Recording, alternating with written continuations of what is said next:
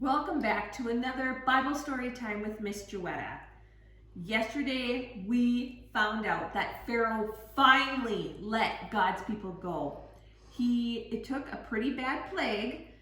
The firstborn son in every family who wasn't one of God's people died, and one of the boys that died was Pharaoh's son. Pharaoh was so distraught and sad that he finally told Moses, "Take the people and go. I don't want to see you anymore." So today's Bible story is called the Red Sea, and it comes to us from Exodus chapter 14. After many amazing miracles, King Pharaoh finally let God's people go. They were no longer slaves in Egypt. Now Moses was leading God's people to the land he had promised them. They were excited. After God's people left Egypt, Pharaoh changed his mind.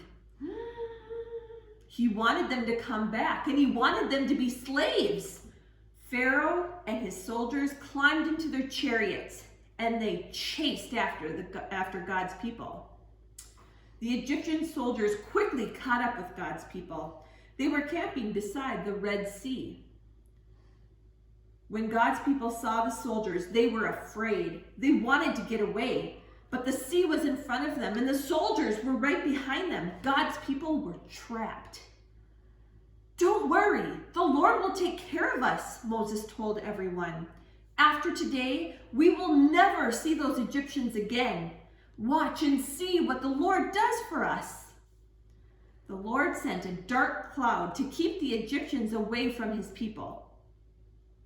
Then he told Moses to lift his wooden staff toward the Red Sea. Immediately, the water began moving. Walls of water went up on both sides, and a dry path appeared between the walls of water.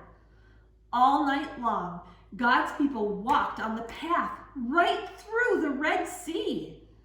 When they looked on one side, they saw a wall of water. When they looked on the other side, they saw another wall of water. A dry path led them all the way through the sea. It was a miracle. The people were amazed at what God had done. They walked through the Red Sea on the dry path that God had provided.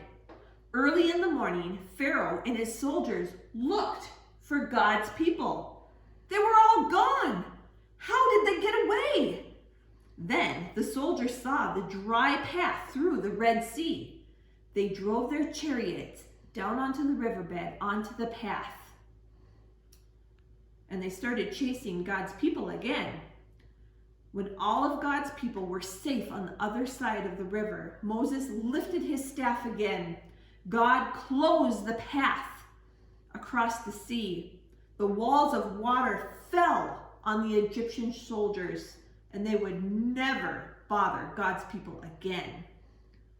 Now, God's people trusted him.